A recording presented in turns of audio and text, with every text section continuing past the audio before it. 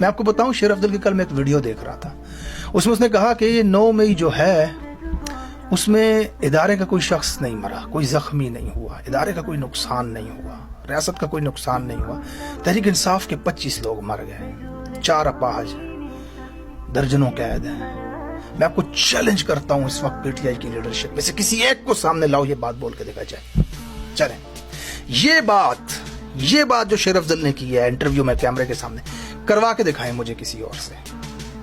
नहीं, वो आते ना कैमरे के सामने ना, उनसे पूछते हैं ये क्या हो रहा है भाई, वो कहते हैं हुकूमत कर रही है, मोहसिन नकवी का कर।